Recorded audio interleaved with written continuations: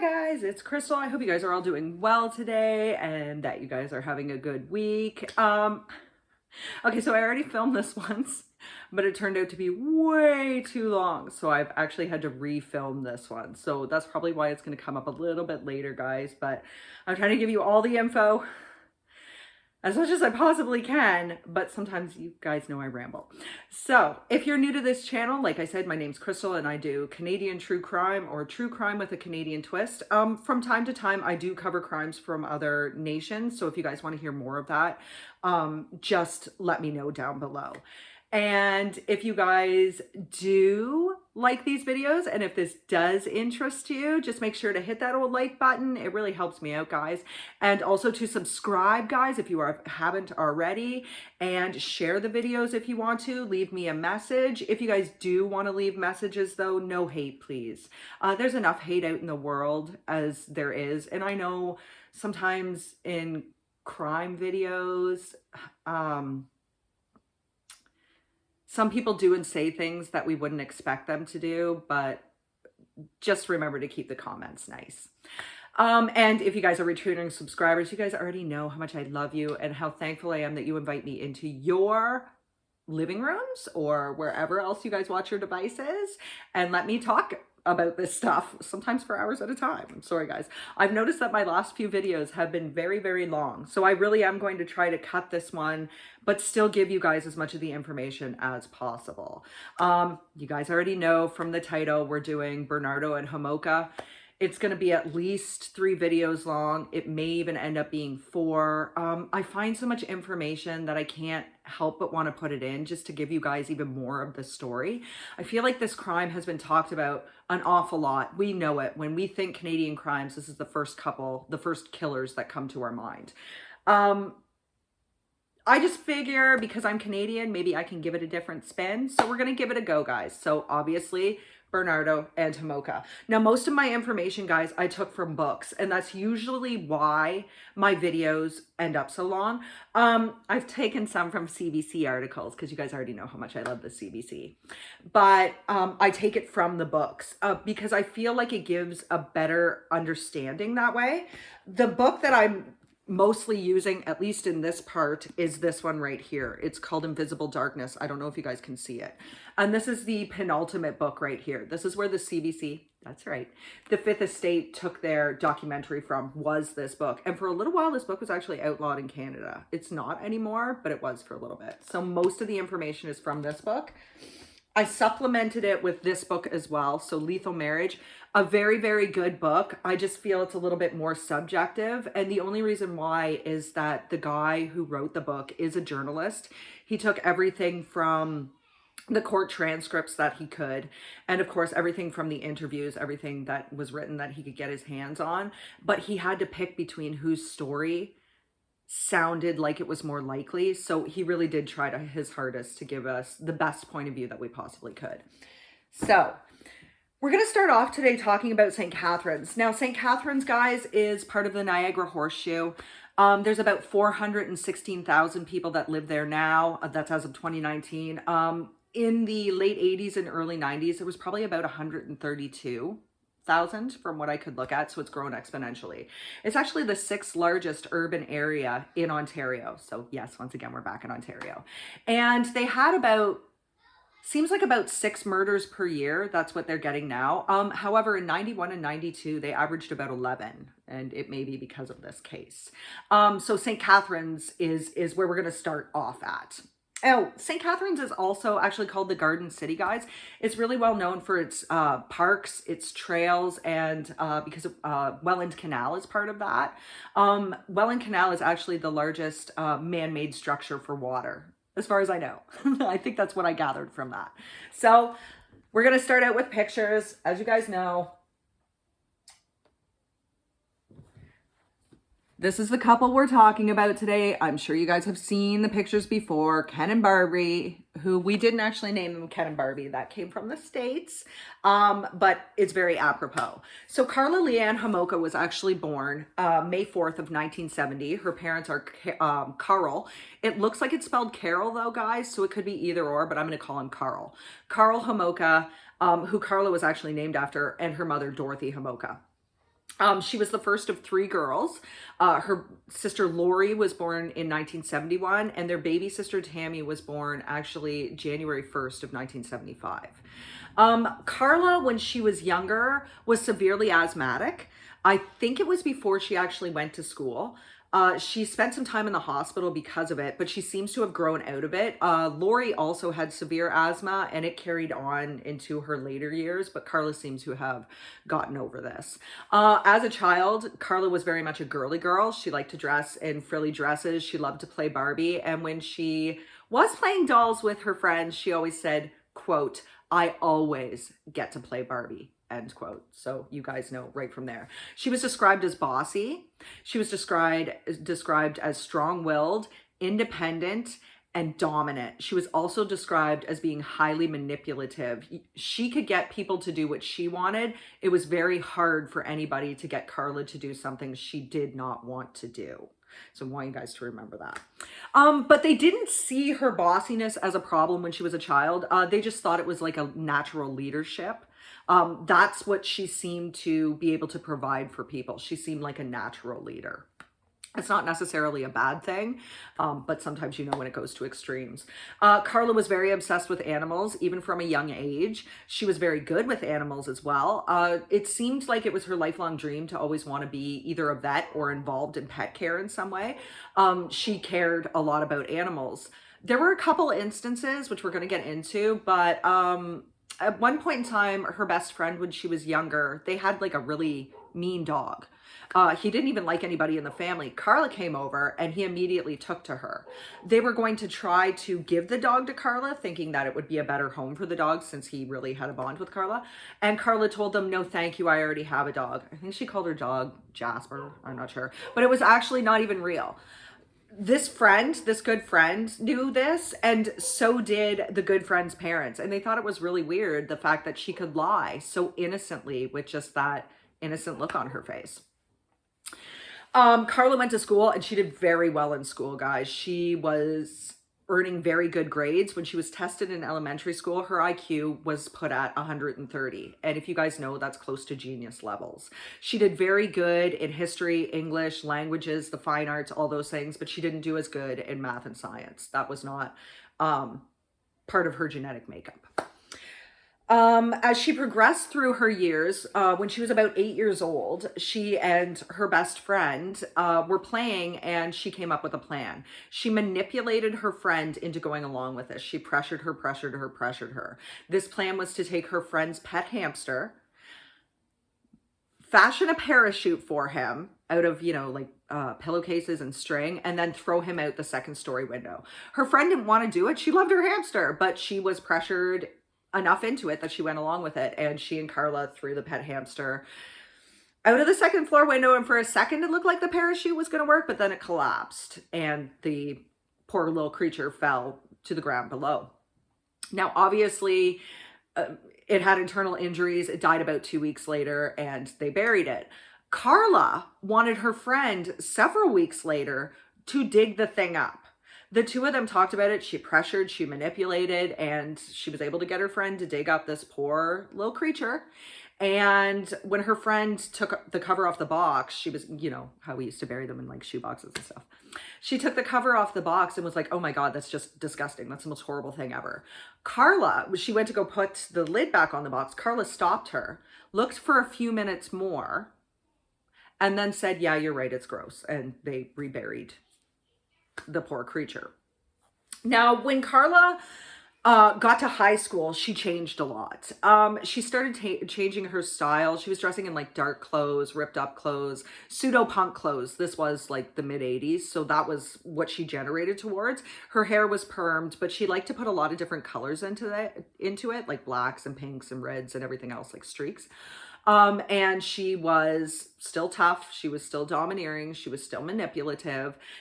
She started to represent herself as being depressed. Like, she would often talk about death and suicide. She also seems to have an extreme interest in the occult and witchcraft starting around this time period. And this would last for it would last. I don't know if it still lasts now, but she was definitely into it for a long time. She was very boy crazy at this point in time though too. And her marks did start to drop a little bit because of this. She'd had a boyfriend named Doug, who seems to be her most, like, seemed to be her most steady boyfriend at the time. And he moved away to Kansas City. And this is why people thought, or her friends thought, that she was so moody and depressed and that she'd often talk about suicide. One time she told one of her friends that she tried to commit suicide. They were very superficial scratches. It seems like she wanted to talk about it to get the attention from it. That's another thing about Carla. She loved to be filmed. She loved to be in the spotlight. She loved everything to be about her. And she would go around telling people, quote, "Someday I'll be famous," end quote. So she was definitely. So she would do this, and her friend would talk about her suicide attempts, which were much, much worse. And then Carla would try to counsel her on it and tell her to never do it again. This was a bad thing. So while she thought she could get around with playing the suicide card, I guess, does that make sense? Other people couldn't. Another facet to her was when she was in high school, she started to get into really scary movies, things like, you know, Friday the 13th, Nightmare on Elm Street, and reading true crime and thriller books. I mean, we all read true crime and thriller books. But at the same point in time, that was her reading material, and very voracious reader. She used to like read them out loud to people too. And she would often inscribe books, these type of books, to her friends. She would inscribe them with things like, just give me 1 second, guys. I just want to give you the direct quote.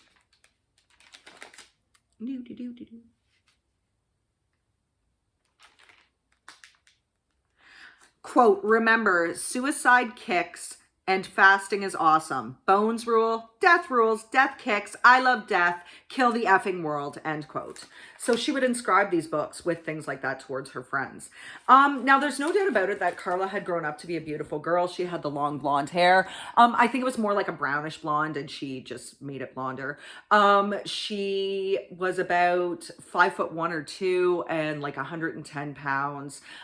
She had that irrepressible quality. She was charming, and she always had that devilish glint in her eyes, and people seemed to be really drawn into that. She was a very popular girl, guys. There's no other way around it. She really was. And her house was also a popular spot. Dorothy and Carl didn't really have many rules. In fact, they even let the girls drink and at home, because as long as it was at home, it was okay. So it was a very popular meeting place for teenagers. And of course, like I said, they had the pool, so they would spend a lot of time out there. Carla was in no way sportive. She didn't like any of that stuff. She didn't like to get dirty. She didn't like any of that stuff. So, I mean, having a pool worked for her because she could just work on her tan. That was her big thing. Now, she did work. She had worked as a phone solicitor for a short period of time. She also worked as a nanny for 2 kids in the neighborhood until she was slightly older, and she got a pet-time job at the #1 pet center in St. Catharines. I believe it was in St. Catharines. It might have been in Thorold. Sorry. And she worked there part-time. It was with animals, so she was happy. She was still going on and telling people that she wanted to be a vet. However, she also told people that she wanted to be a police officer, but it seems like she only wanted to do this so she could get the handcuffs. Like, that was her main thing in life.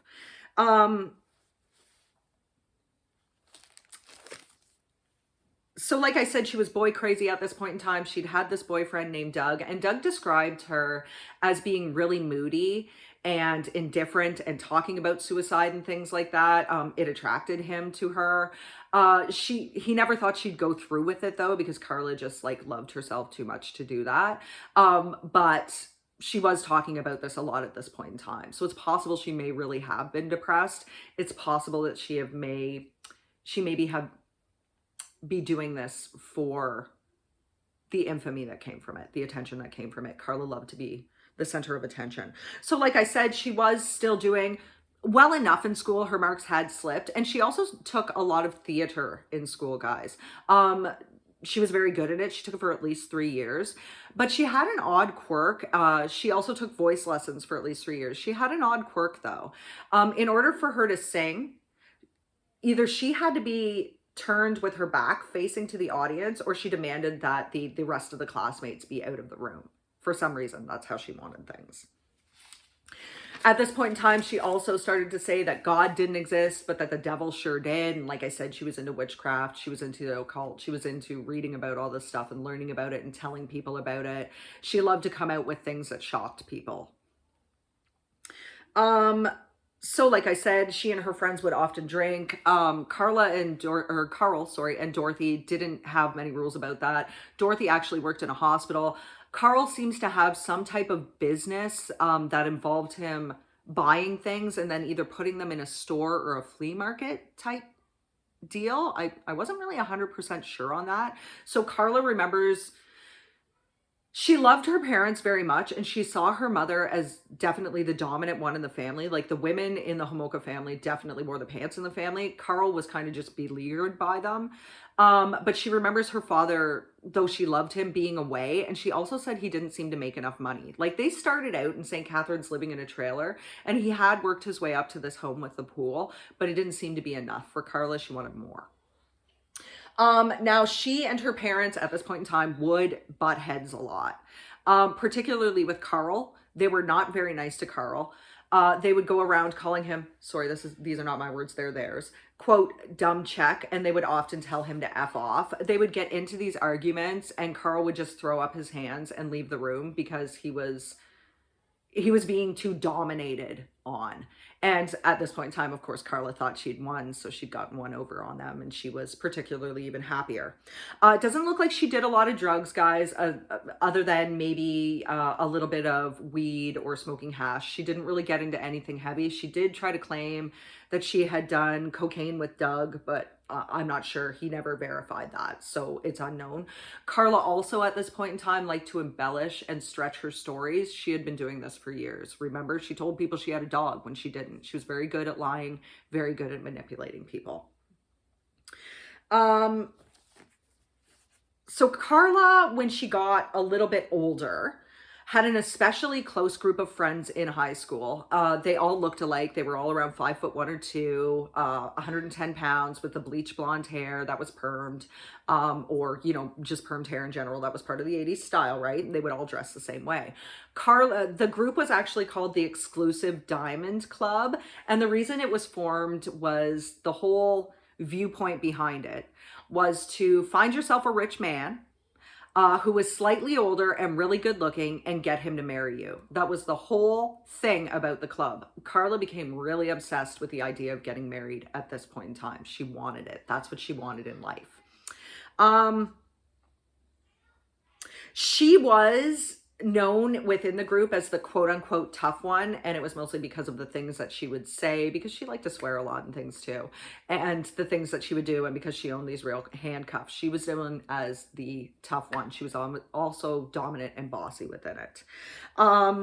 This summer, Carla turned 17. She went to go and visit Doug in Kansas City. Remember, he had moved away to the States, and that's where they apparently had sex for the first time. Doug remembers it as just normal relations, like just normal vanilla relations.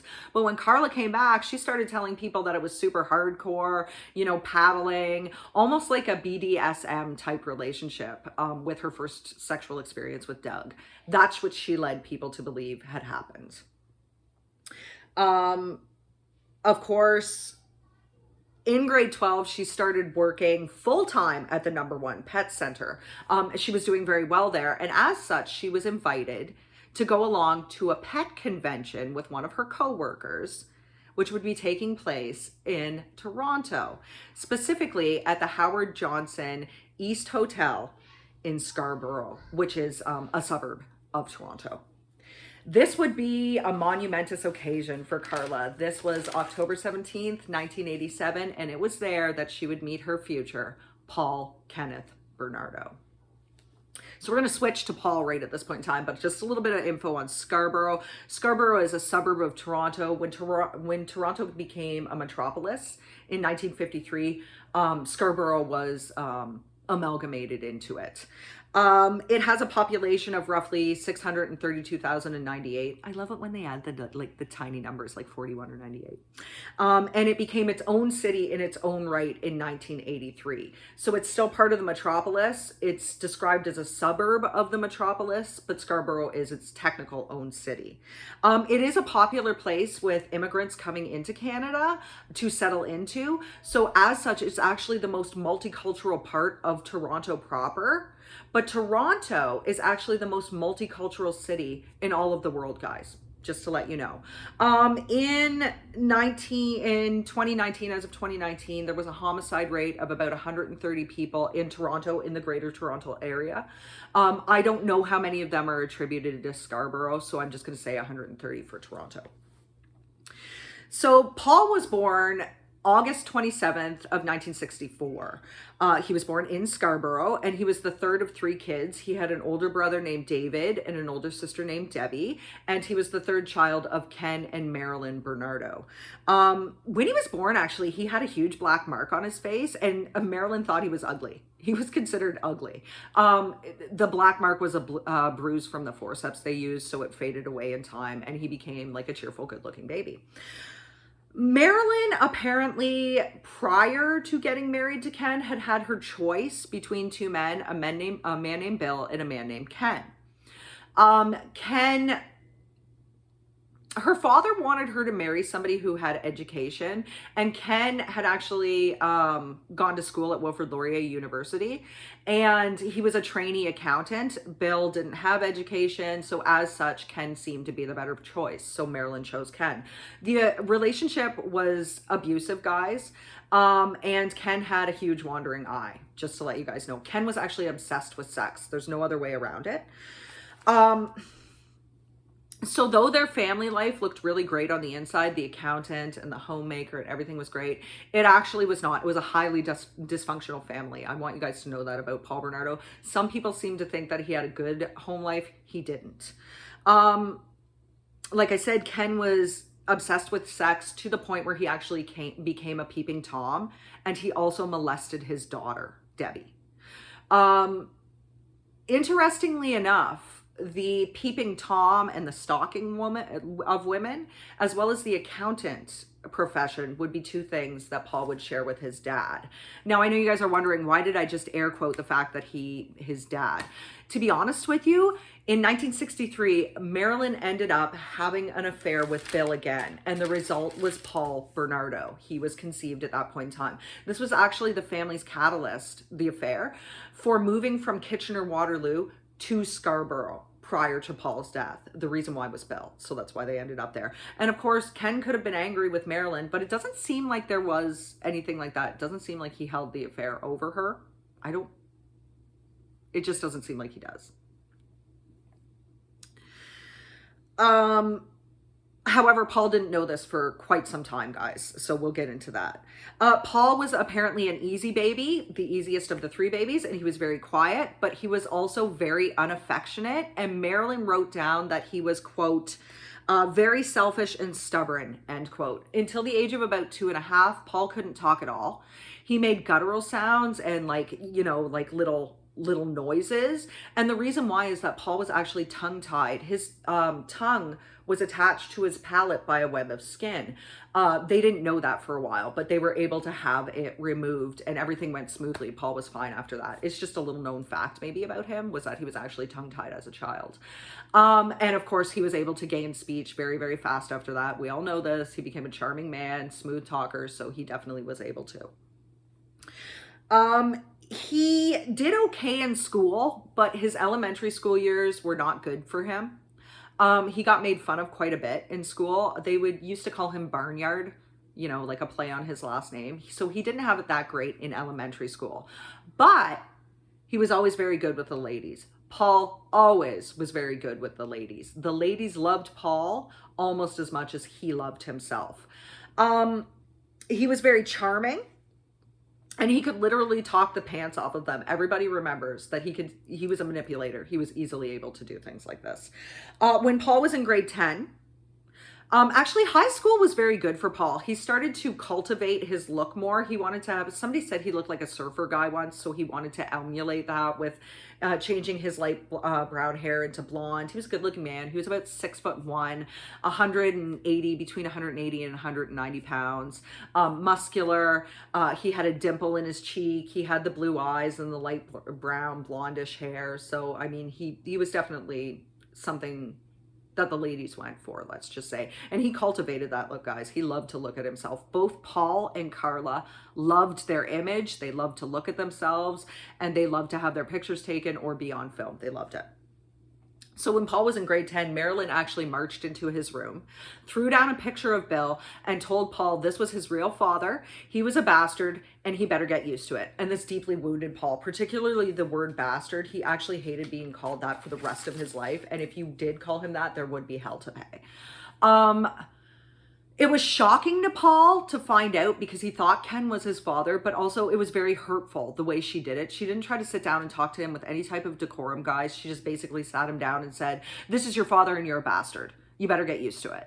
Like, she almost seemed to be angry at Paul for the fact that he was Bill's son. Maybe it was because of the fact that they had to move, or maybe it was because, Bill would have been a better choice for her and they didn't get to stay together. But regardless, she seemed to be angry at Paul for this. And there are reasons for this because Marilyn was starting to change around this time as well. We'll get into that in a second. But it seemed at this point in time that this may be where Paul developed his extreme hatred towards women from. He is a certified psychopath though, guys, and he is a sexual sadist. So he could have always had this undercurrent of hatred, particularly from all the dysfunction in his family. But it seems like this was a defining moment in his life, much like with Ted Bundy finding out that he was illegitimate being a defining moment in his life. The two of them are really quite connected, let's just say. So like I said, his home life was not very good, guys. So I'm just going to check my time. I just have to make sure. I got to cut it down. So like I said, his normal life was not very idyllic. His dad would often make fun of his mom. At this point in time, Marilyn had gained a lot of weight. Her skin had changed. Her hair had changed. They became dry and brittle. She started to live downstairs in the basement for the most part and not really have much to do with the family. She had no interest in housework or anything that was going on in life. She was just changing. And the reason being is that it seems that she had a thyroid problem. This is a very well-known thing in the Niagara region, apparently, is a lot of people suffer from thyroid problems, and it seems that Marilyn did as well. And this was why she was changing so much. She was like kind of almost like a mole, guys. She spent most of her time in darkness, and when she was talking to the kids, it was only to yell and scream at them. They tried to make Debbie do all the housework and the cooking, but Debbie was very young and she didn't really know how to cook. She didn't really know how to take care of things, but that's the way it went in the family. However, this didn't stop Ken from still going downstairs and having sex with it every night, as he called her, or the thing. She just didn't have a lot of interaction with the family. As such, Paul became heavily interested in activities that would keep him outside of the house. He played baseball, he played soccer, he was very good at swimming, he was an avid swimmer, he was a lifeguard, and he also worked at summer day camps as a counselor there. He had gone to the day camps for a while and then he had become a counselor. He also achieved the highest rank that you can in Boy Scouts for not tying. So he was very involved and he was very good at what he did. He was very, very ambitious from a young age, guys. Everybody remembers that about him. He had a strong work ethic and a strong studying ethic. And it turns out that he was very, very good with numbers. He was average at everything else in school, but he was very good with numbers. So Paul, at this point in time, had lost his virginity in a cornfield to somebody. I think they were, I don't know, 15 or 16. It was vanilla. It was plain. There was nothing concerning. There was no untowardness at that point in time. And though Paul was angry at his mom for the way she told him about things and for finding out what he did, he actually would use it as a line to pressure girls into having sex with him, to make them feel sorry for him so he could manipulate them easier. Now, he had many girlfriends. He had one particular girlfriend who he worked with that used to drive him wild because she would show up to work in her schoolgirl uniform. You know, she had come right from school to work, and it drove him wild. It drove him nuts. And this was something that stayed with him for the rest of his being. Now at this point in time, Paul started to hang around with three brothers from his neighborhood. They're known as the Smirnis brothers, guys, and you have to remember them because they will play out in most of the videos that I'm going to do. He started to hang out with them. And this is when people said that Paul started to change his attitudes toward women. These guys were macho. They were demeaning towards women. They were crude, and they always liked to boast about things. Their father owned a restaurant, so they were like, oh, my dad owns a restaurant. I can get this, and I can get this if you do this. That was just their attitude. They were not smart guys by any means. Paul would have been the smartest of the group, but they were very demeaning towards women, and they talked very crudely about women, and this seemed to appeal to Paul, so he started to emulate that. They also had a particular interest in dating young girls because the younger the girl, the easier it was to manipulate them, and that's what Paul started to do. He started to date much younger girls, and he started to date more than one girl at once. This is what the Smirnis brothers did. This is what he did. There was a difference, of course, because the Smirnis brothers were not smart. They didn't do well in school. I think one of them had actually fallen out of a window when he was younger, so he ended up with head trauma anyway. They were just not... They were rougher, let's just say. And Paul seemed to blossom under this tutelage. He really took to it, and he started becoming demeaning towards women and using women. Girls. So this is also when they started to take an annual pilgrimage to Florida every year. This is what they did. Every year they'd go to Florida, and it usually coincided with spring break so they could party with girls. You know what I mean? However, sometimes it was a little bit later on, but they did this every year for the rest of the time that he was out of prison. Paul dated a lot of girls, Paul dated a girl after high school. And she talked about how Paul would twitch and sniff a lot. He would often stare into space for like hours at a time for no reason. And he was sexually aggressive. That's what she remembers about him. He had certain points in time in the night. It would be 11 p.m., midnight, and 2 a.m. when he would get like really sexual, let's just say. This girlfriend remembers if he was hungry, he would get horny, and if he drank, he would get extremely violent. When he also seemed to really enjoy hurting her during sex, particularly anal sex. This apparently was one of his quirks. This is what he wanted, guys, was anal sex. This is what he always built up towards in his relationship and manipulated towards. Women still always wanted to be with him, but he was very demeaning during sex, and he wanted it to be as painful and humiliating as possible. This girl loved him though, so she learned to actually cry out at certain points in time to make him happy. This was his start of scripting. After their first experience, like I said, he seemed to only want anal sex or to shove bottles into her. He would also like to put a electrical cord or piece of rope around her neck, not necessarily to strangle her, just to have leverage when they had sex as well. She did it because she loved him. She and several others believed that Paul might have had same-sex tendencies, that Paul might have been bisexual at this point in time. There's not really much evidence to prove it, and we have to get in one of the later videos, we'll mention some stuff. But she thought he might be bisexual. And of course, he was seeing several girls at once. He'd have one that he would see mainly, but he'd have others that he'd date along the way. And these girls were all basically the same. Petite, long hair, easily able to be manipulated and dominated, very submissive, and with a good figure. That's what he said.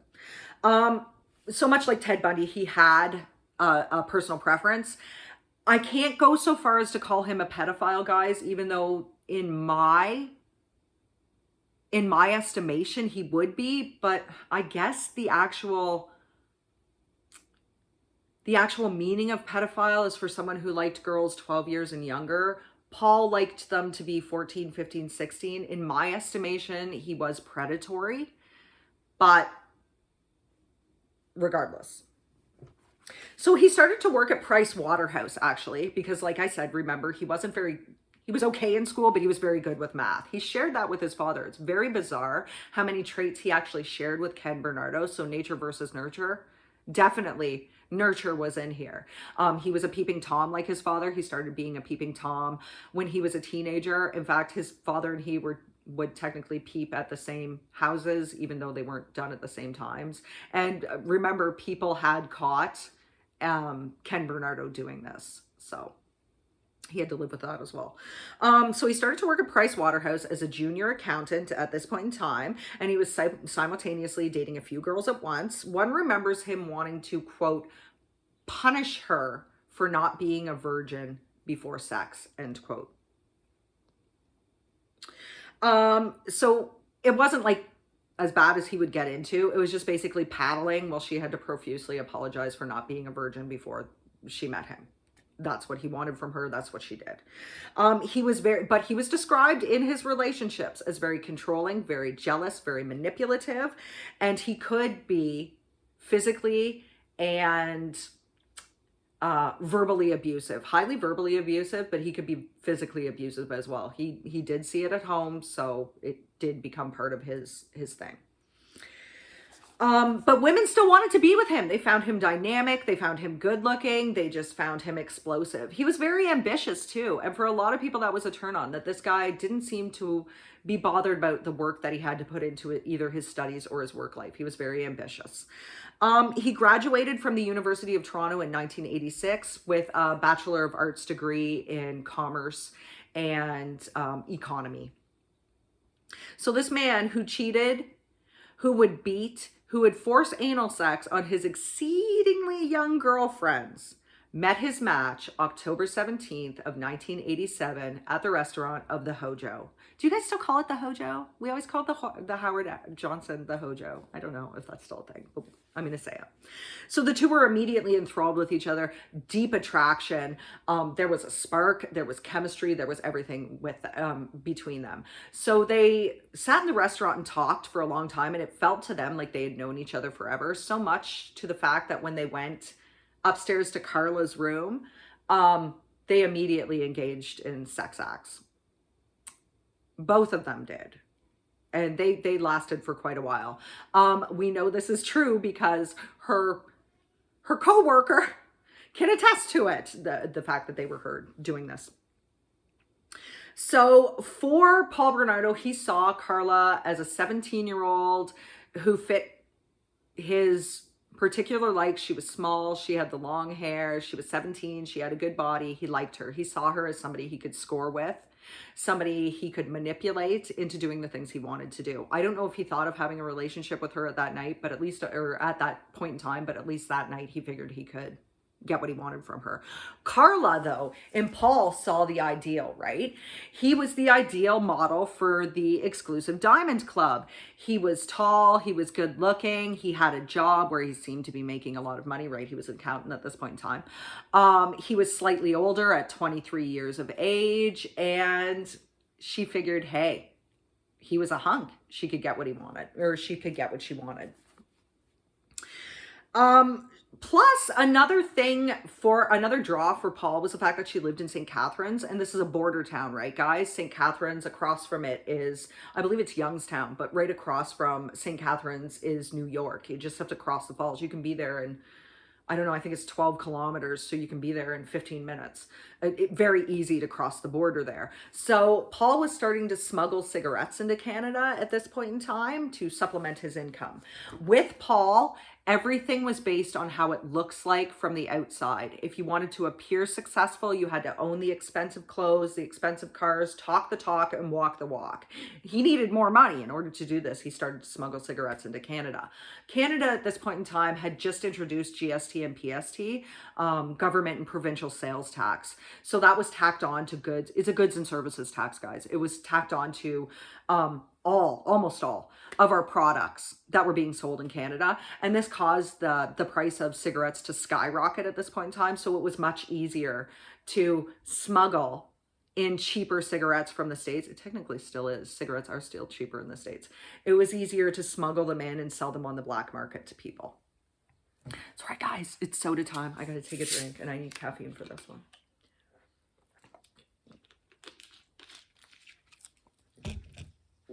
So the summer of 1987 was also a big summer for Paul. He started to become very deviant in the summer of 1987. He hadn't raped anybody yet, but he did sexually assault at least 3 women. He would grope them, he would fondle them, and I guess with one of his victims, he inserted his fingers into her. So, inserted, it's a terrible word, guys, but sorry. So at this point in time, he was escalating. He was starting to go to attack women more sexually. These would be women that were coming off of a bus, out of a bus depot into their own neighborhood. So he would attack them as they were coming off the bus in kind of like an area where people weren't around, so he could spend longer amounts of times doing this and not be caught.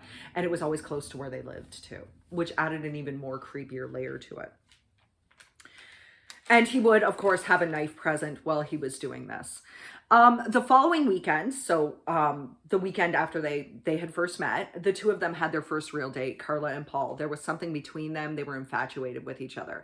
Carla seemed to be the naughty girl that Paul needed. Paul was fitting into whatever Carla's viewpoints were at that time, which were like the exclusive diamond club. So they had their first real date where they went to go see a horror movie. After the movie, they came back to Carla's house. There was a party going on. There was usually a party going on at Carla's house. And they went downstairs to the basement. Carla's room was in the basement. She shut the door, locked it, produced the handcuffs. She was the first girl that had ever done that for Paul. And this excited him to a huge degree. She wanted the handcuffs on her behind her back, and she was waiting for him. This was Paul's dream. A restrained, captive girl who was waiting for him or willing for him from behind. That's what he wanted.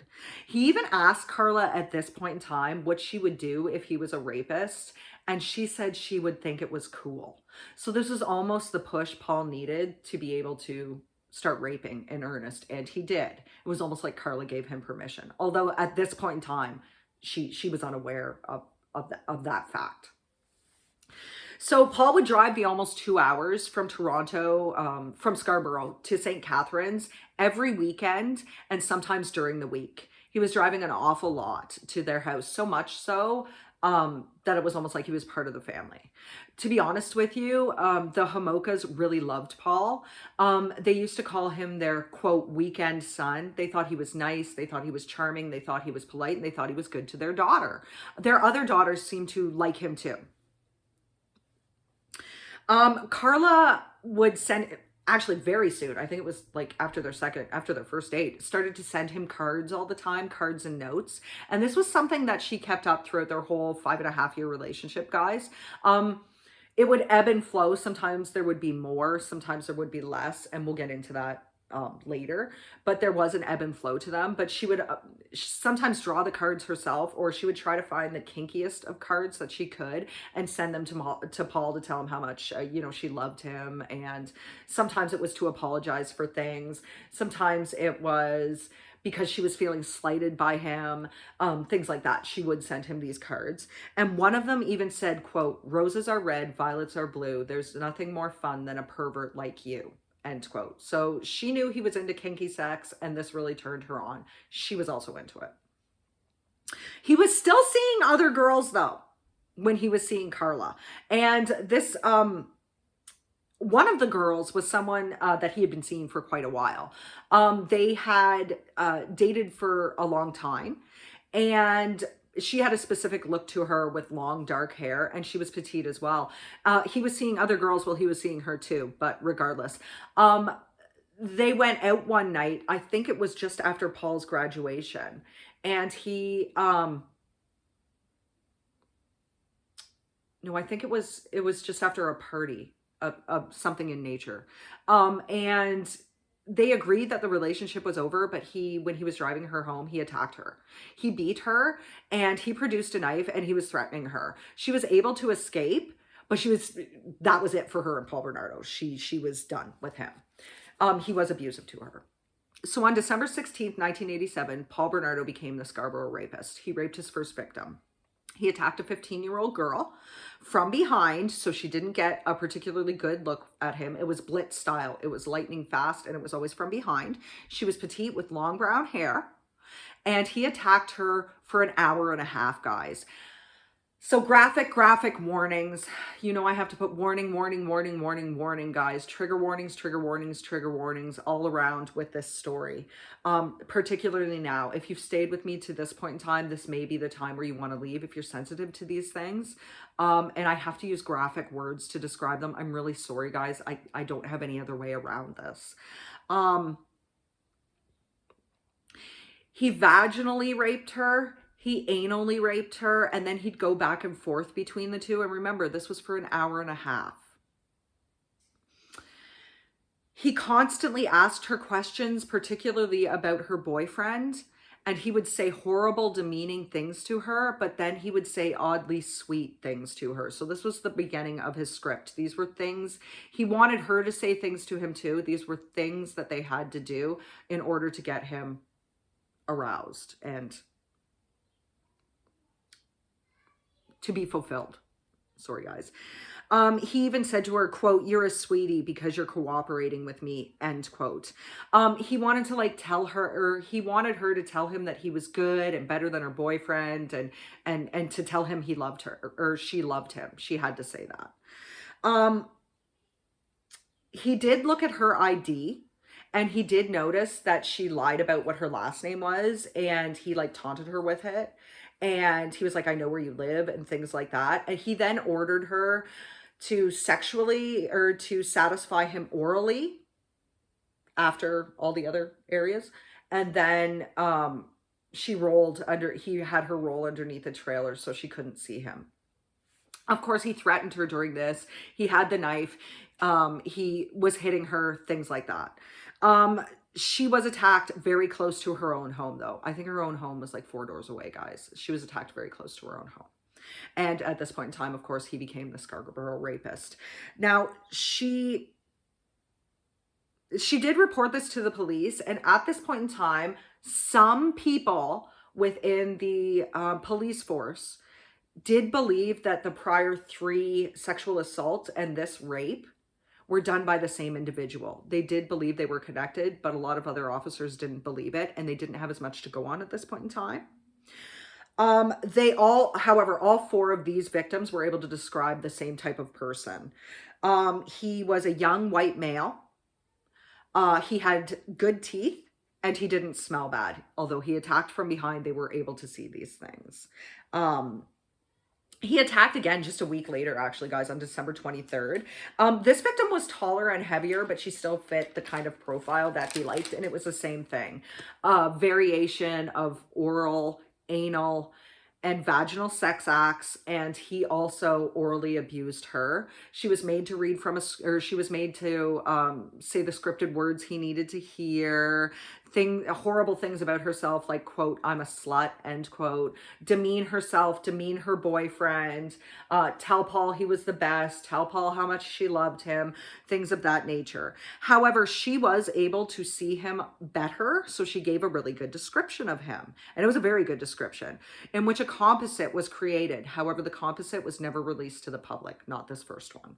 She described him as white, 6 foot, Paul was 6'1", 180 pounds, Paul was between 180 and 190, light brown hair, or light brown or blondish colored hair, clean shaven, a mole under a slightly crooked nose, so she was able to see that, no accent, he smelled good, he had no scars or tattoos, and he was circumcised. Paul didn't wear a mask or anything either, guys. I want you to know that. So she was able to get, because he'd go back and forward, she was able to get a recount of him. She was also able to describe the rings that he wore on his fingers and his car. At this point in time, he drove a white Capri, and she was able to describe that. Of course, the composite that came out looked very, very much like Paul Bernardo. And he also had started at this point in time bringing either a rope or an electrical cord with him so he could make a ligature for their throats. Not necessarily strangling them, just pulling up. So at this point in time, Paul's ex-girlfriend, the one from before that he physically assaulted and threatened with a knife, reported him to the police. It wasn't for the assault. She didn't want to press charges on that. It was because he had borrowed money from her and she wanted the money back. But she did tell the officer all of the things that Paul had done to her, including the last attack. She didn't want him charged, but she did talk about it. And this alarmed the officer to the point where he took a report about it and wanted people to know about it. He was very disturbed. So he filed this report, but he misdated it. We've all done this before, guys, because it was the start of a new year. So instead of putting January 5th, 1988, he wrote January 5th, 1987. And as such, the report was misfiled. So there's mistake number one. In early 1988, Paul and Carla had a fight about the fact that she was not a virgin. She had been with Doug before they met. This was a fact that he was fixated on, guys. We know this. So he started to try to have her apologize, and you can tell from the flurry of notes she sent him that she was like, I'm sorry, I hope you find your virgin. I guess I'm not good enough. But he manipulated her until, or she manipulated him, either or they both mutually agreed to this, where they came back together. He also started to emulate the character Gordon Gekko from the movie Wall Street, because that was his ideal of success: rich, wealthy, working with numbers. Rich and wealthy are the same thing. Sorry, guys. Wealthy, working with numbers, successful, ambitious. And this is what Paul wanted to present to the world. So he started to emulate him and walk and talk like him. He'd even put like Geckoisms up on his wall, mottos on his wall, so he could study them and look at them. He'd done this with other things before too. So he raped again in January of 1988. Same deal, guys. Varied sex acts, oral, anal, vaginal, and a mixture of back and forth between them, as well as the fact that this girl had to demean herself. Her boyfriend had to tell Paul how great he was, that he was the best, that he was the king, etc., etc. And she had to tell him she loved him a million times. He always needed to hear that too. She was able to describe him once again, though, exactly. And another composite was done at this point in time. Still not released to the public, but another composite was done. And it looked, again, remarkably like Paul Bernardo. However, this rape occurred in the Peel region. So the police from that were in another jurisdiction. They weren't in the Toronto police force. So as such, they weren't linked at that point in time. And police were baffled. Carla began to change her looks at this point in time, from the permed hair with all the different streaks in it and the dark, ripped up pseudo punk clothes. She began to change her style to more fit in with Paul. The hair became straight and blonder. She started to dress more sophisticatedly. So see, Paul was controlling her in that avenue. He was telling her, oh, maybe you should dress more like this. Either that, or she wanted to dress more like him so that people thought the two of them were together, so that they looked like more of a pair, a matching pair. And she seemed to like the rough, kinky sex with him. She said that in 1988 was when the anal sex started. But she didn't seem to have a problem with it. In fact, she was enthusiastic in all the sex acts they ever performed together, especially the ones they videotaped, because Paul and Carla loved to videotape themselves having sex too and take pictures of them. And she was a very willing participant in them. They loved to look at themselves. They loved to see their images. They just thought they were the greatest couple, the best looking couple on earth, and they wanted to see it. Of course, these tapes, actually, as disgusting and as horrifying as they are, did help damn the couple later on and horrified the nation, guys. I gotta tell you, they horrified the world. In April of 1988, Paul raped again. This was his 4th rape and his 7th assault. Same MO, oral, anal, vaginal sex, some type of variation between the acts, same scripted things of telling them they loved him, that they were sluts, that they were bitches, that their boyfriend sucked, that he was the best, same type of thing. He always needed to hear this, and always, of course, with the ever-present knife and the ligature. This girl was young, she was petite, she had long brown hair, and she was forced to say, I love you, like many, many times, guys, many times. He raped again in October, November, and December. Police at this point in time linked up some of them. They were able to link up the ones in Scarborough too, so they knew they had a Scarborough rapist, but they didn't want to release the composites to the public yet because they didn't want to incite anything. They didn't want the public to get all up in arms and start to be worried, so they kind of sat on the composites. I don't even know if they were willing to put anything out there. But of course, there was the description in the newspapers and on the radios. And Paul was kidded by his co-workers about the fact that he seemed to resemble what they were hearing on the news.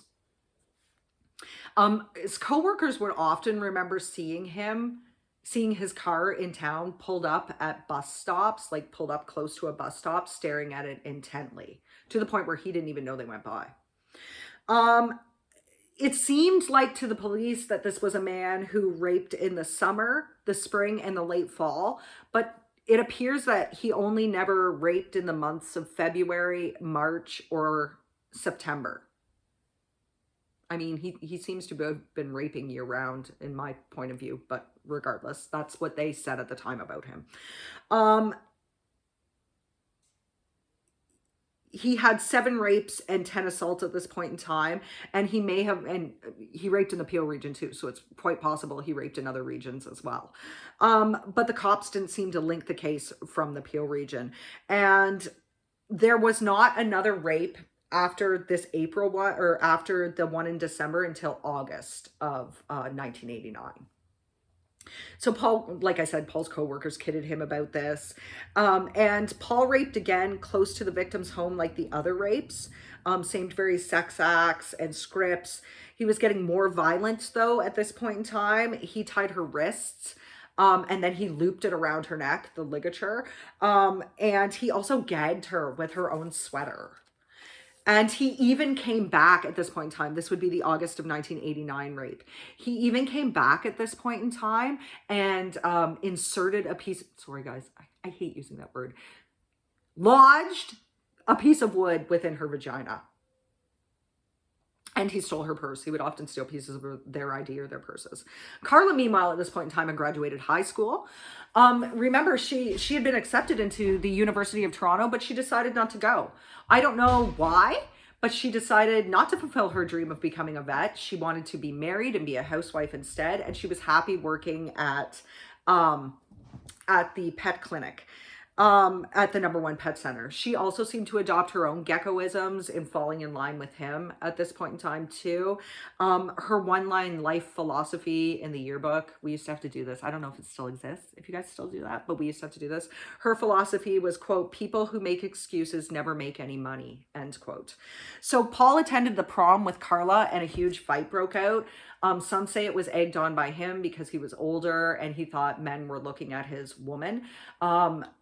Various classmates and Paul got into this fight, and Paul wanted to charge them. He actually went to the police, but this particular police officer's son was one of the people in the incident, so the police declined to charge him at this point in time. Sorry guys, I just have to keep checking. I gotta get through this. So there is evidence that as far back as 1988, Paul was physically abusing Carla.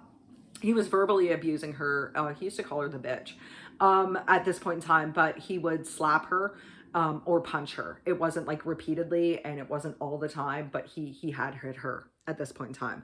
The beatings didn't begin erstwhile until after the death of Tammy Lynn in 1991, but he was kind of smacking her around at this point in time. So Carla's sister, of course, was the catalyst for the further beatings. She was also the catalyst of the beginning of the end, even though they didn't know it at that time. The rape victims were also, like I said, hit by Bernardo. He threatened them with a knife and, of course, had the script for them to say. Carla, however, had her own script that she had to say. I'm sorry for the graphic use of language, guys, but I have no other way around it. He would want to hear from her, "I'm a cocksucker. I'm a cunt." I'm sorry guys, and "I'm a slut." She would have to say that in that order, or he would get very mad and hit her. She had her own script. There were things that he wanted to hear, that he needed to hear, that she had to tell him. that he was the best and he was the king. He was the king. That's what she said. So for people to believe that Carla had no knowledge of the Scarborough rapes at this point in time is preposterous. She knew at least in 1989 for sure. He would often tell her about them. He apparently one night in 89 or early 90 showed up, I think it was early 90, showed up at her house.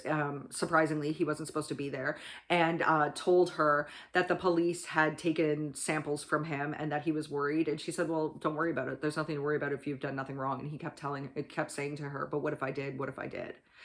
And there's some evidence that she had taken notes on the rapes as well, the times, the dates, and where it had occurred, what cross-section of streets it had occurred on. She didn't like all his demands, particularly the anal sex, but she did go along with him because she found him so sexually dynamic. And there was the abuse. Let's not forget there was the abuse. He was it's hard to describe who was more manipulative, but he was able to manipulate her. She was able to manipulate him. I think he was more easily able to manipulate her than the other way around, because she did love him, and because she was afraid of losing him, she would do what he wanted. Now, some psychiatrists, she may have complied with his demands to avoid the abuse. Some psychiatrists said she was a battered woman, but she didn't really fit the schema. So other psychiatrists refute this. The schema for it usually is that the people who are most prone to becoming battered women are in their early 30s, have been in a common law relationship or marriage with this person for a while, have children, and of course reside with their abuser. Carla was only 20. She still lived at home. She wasn't married, and she didn't have children at this point in time. So it's hard to say, but we do know that Carla was hit. That is true. It's hard to understand, though, why she let it happen. It's harder for us to understand, but she probably had her reasons. We've talked about this before, guys, and she was afraid of losing him, and she did believe she loved him, and he, for her, represented exactly what she wanted in life.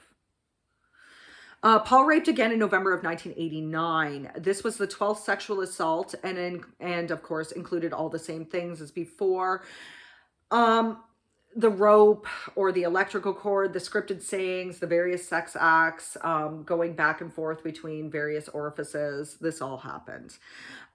He wanted to increase the pain and humiliation. That's why he did force them into anal sex, but he also got off on it.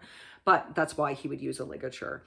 This girl was only 15 though, and was able to give a really good description. The resulting composite was eerily similar to the other composites that were done. Okay. Carla changed her job in December of 1989, and she started to work at the Martindale Animal Clinic full-time. Paul also quit his job at Price Waterhouse in 1989. He didn't think it was fulfilling enough, and he didn't feel like he was moving up the ladder far enough. So he stopped working at Price Waterhouse at that point in time. Cigarette smuggling was way more lucrative anyway to him. He proposed to Carla December 9th of 1989. This was at Niagara Falls, as far as I know. And of course, Carla was ecstatic. This is what she was always wanted. She was finally getting what she always wanted. And she threw herself into plans for the wedding. They were going to have a huge, lavish wedding, guys. It was going to be one of the most costly ones, so that they could show people how great they were, how emulate what they thought life was going to be like. If they had a lavish wedding, people would think that they were famous, or not so much famous, that they were successful, that they were wealthy, and that they had it all, and that's what they wanted. Of course, the bill was going to be footed by Carla's family, but she didn't care. Neither did Paul. This is what they wanted. So police were actively trying to solve the Scarborough rapes at this point in time. They still hadn't released a composite yet, but they were trying to actively solve it, to the point where they put up a decoy, but it didn't work. Paul just raped in a different area instead. And it was the same MO, same script. This woman was sure that there was another person with Paul Bernardo that night. She heard the other person talking or laughing, and she said it sounded exactly like a woman. And she was sure she saw a camcorder in this person's hand, and that she could hear the hum from the camcorder as he was assaulting her. As he was raping her. On January 4th of 1990, Paul accepted a job at, I'm sorry guys, Goldfarb, Shulman, Patel and Company. Despite this and the money coming in from smuggling, Paul was still hemorrhaging money. He spent a lot of money to make his life look good and to make himself appear to be a wealthy magnate. He had very expensive tastes, guys, and of course he wanted to appear that he was upper class. I guess he didn't seem to feel that this job fit him because he quit just a couple months later. He decided to go on EI and supplement everything with the drug or with the cigarette smuggling. It had become even more lucrative for him, particularly because Carla lived in St. Catharines and she could go across with him and they would just look like a good looking young couple.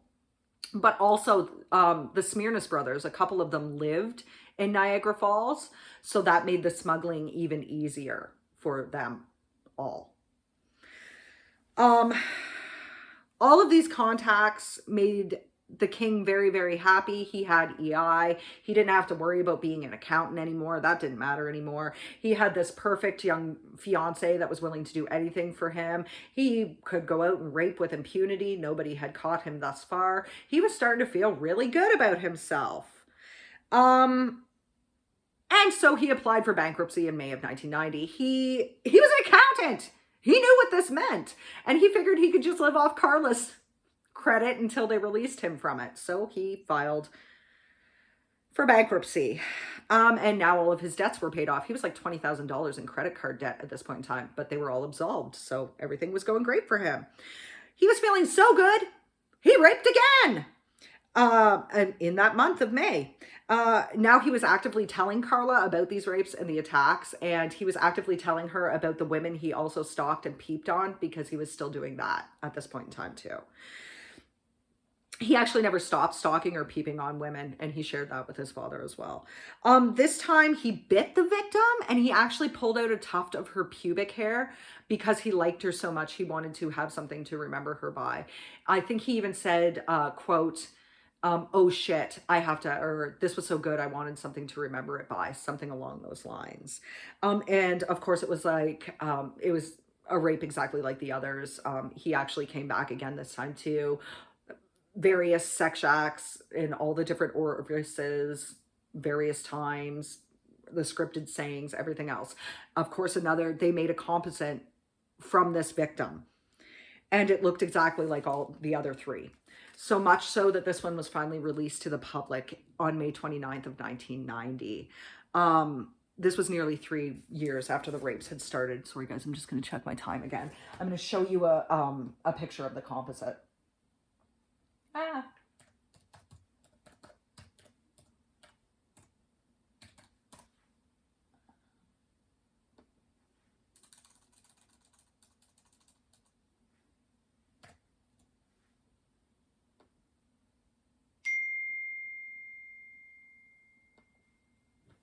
So this is it, guys. This is the composite, and this is one of the best composites I've ever seen. I've seen a lot of composites, guys, that don't particularly look like anyone. This one really does look like Paul. You can see the small thumbnail drawing beside it. I hope you can see the two side by side right there. Look at how much, sorry guys, look at how much that actually looks like him. Very much so. And of course the tips started pouring in.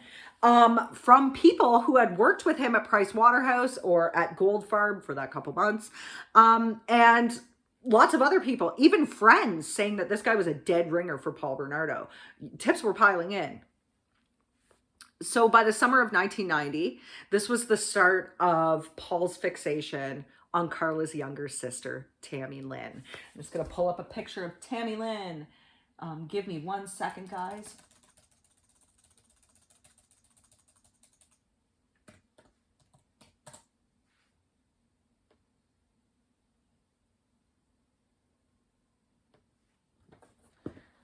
So this right here, guys, that's Tammy Lynn. And that was his fixation in that summer. That's what he needed to have. She was 15 years old that year. And she was Carla's youngest sister. By far, she was the most athletic. energetic, and bubbliest of all the girls. She was amazing. She was the apple of her parents' eyes. She was smart. She was beautiful. She was popular, and she was easy to get along with. She excelled especially at soccer. Soccer was her sport, and she possessed all the attributes that Paul wanted in a woman, plus the fact that she was a virgin. That's what Paul wanted. And he started to manipulate Carla. You know, you weren't a virgin, but your sister is. Maybe I should be with your sister. And this like infuriated Carla as well and led to some jealousy. She was jealous of Tammy because Paul seemed to want her so much. But that didn't stop her. She actually helped Paul fix the blinds in her sister's bedroom so he could easily peep on her. The two of them often tried to drug both Tammy and Tammy's friends' drinks in the summer. But they noticed the scum floating on top, so they'd empty the drinks out. And Paul was always trying to court Tammy Lynn, let's just say. He was always around with her. He'd invite her on cigarette smuggling trips across the border, and of course she wanted to go, but it would make Carla very, very jealous. Even though she was jealous, she still helped Paul like spy on her sister, and he would go into her bedroom, guys, and masturbate over her while she slept, ejaculating on the pillow beside her. There is some evidence that the two may have had oral sex on one of the trips across the border. I don't know for sure, but there is some evidence that that may have happened. They would be gone for hours at a time. And Tammy Lynn did seem to love Paul, but it was more like she loved him, not necessarily like a big brother, but kind of like that. I don't know. Now, Carla was resisting the fact that Paul wanted to set up her sister, but eventually she succumbed. We all know this. Eventually, around Christmas time, she decided that, yes, she would give Tammy to her fiance and that it would make a great present for him. A great Christmas present. They were all about the presents. By this time, police were able to get a fluid sample from one of the victims' underwear. They sent it in for blood typing, which was more common to use at that time. DNA was still in its infancy, and we only had a couple labs in the area that were able to do so. Although they did send in DNA samples, they were able to type Paul, and they learned that he was a non-secretor. So when I say non-secretor, about only 20% of the population is like this. It means that they don't secrete their blood type with their bodily fluids. It's only in their blood. It won't be in their saliva, their semen, anything like that.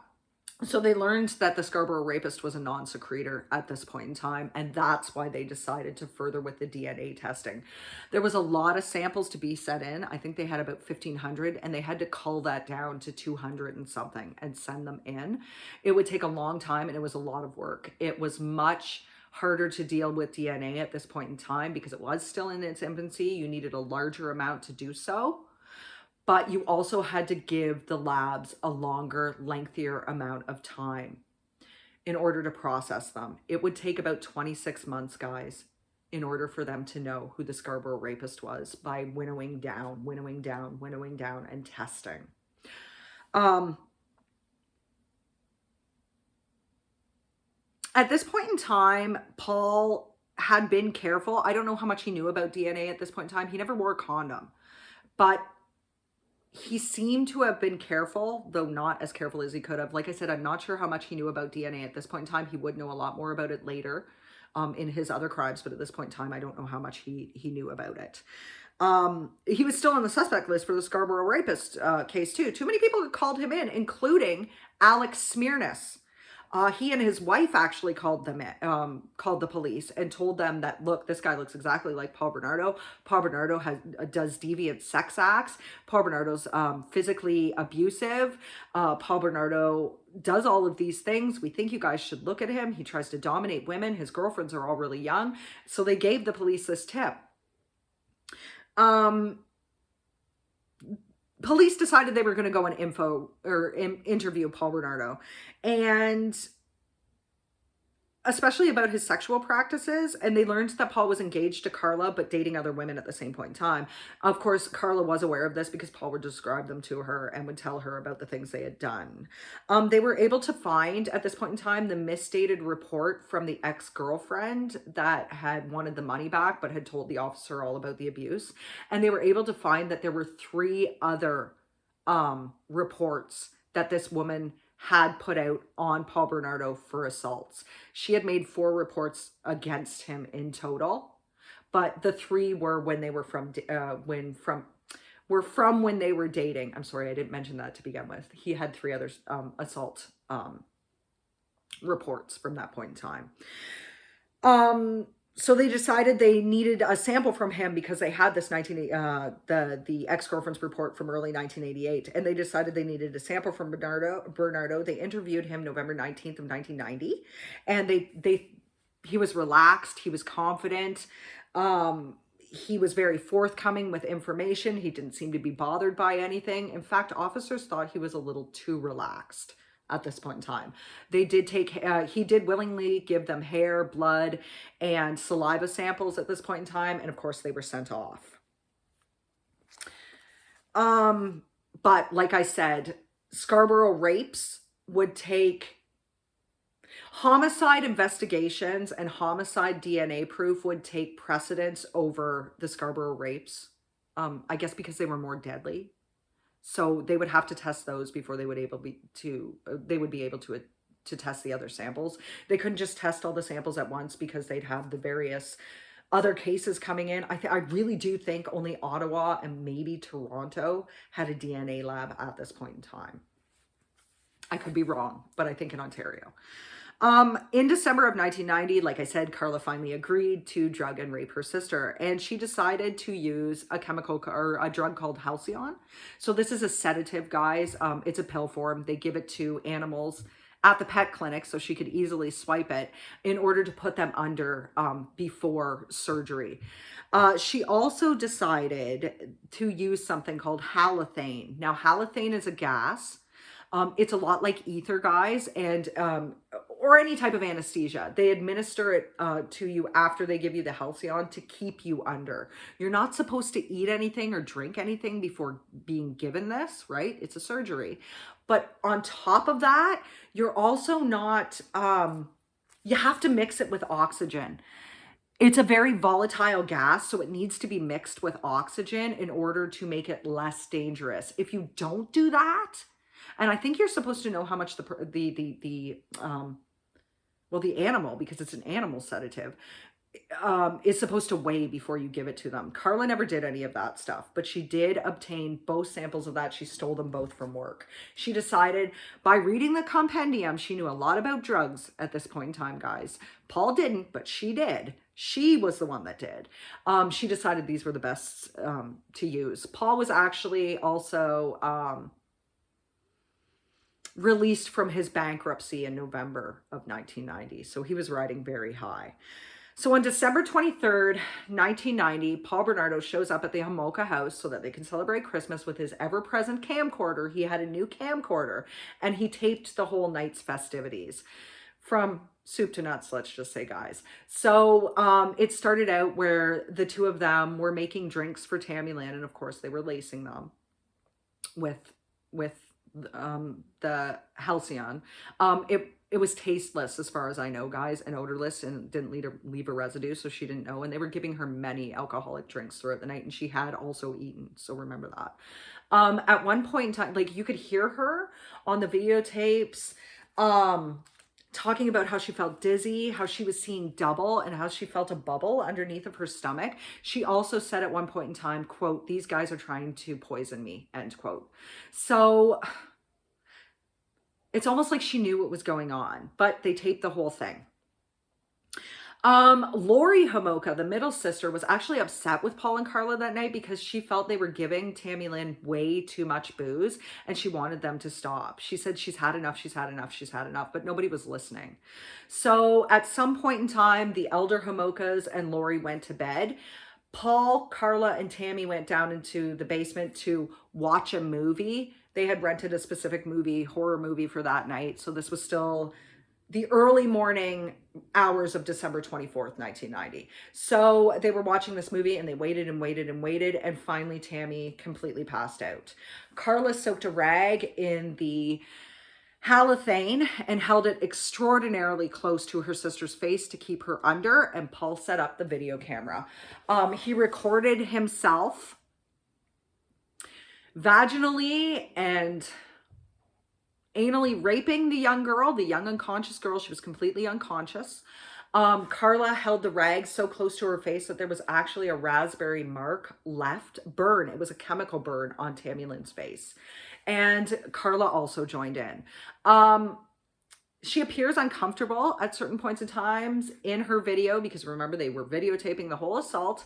But the reason she was uncomfortable, guys, was not because she was sexually assaulting or raping her own sister. That didn't seem to be the thing to her. The reason she was uncomfortable is because Tammy Lynn was menstruating and Paul wanted her to perform oral sex and digital sex on her sister and taste it. That's why it was disgusting. She even said effing disgusting in the video tape. So of course this was kind of making Paul mad because you're ruining his perfect videotape, but regardless. At some point in time during one of the anal rapes, Paul stopped and pulled out. Tammy Lynn was laying face down at this point in time and she vomited. She actually aspirated the vomit and died on the floor of the Homolka family home, down in the basement where she had been violated repeatedly. Paul and Carla did try to perform CPR. Of course, it was of no avail. So instead of calling 911 immediately, in the early morning hours of December 24th, 1990, a week from her birthday, a week from her 15th or her 16th birthday, they cleaned up the scene. They hid the halcyon, they hid the halothane. Carla started washing the blankets that Tammy Lynn had been laying on, so there was no evidence there, and they hid the videotapes. Of course, 911 was then called. They came to the house. Police officers came to the house. They questioned them extensively. They wanted to know about the burn mark. Paul and Carla said that it was a rug burn mark from when they dragged Tammy trying to do CPR on her.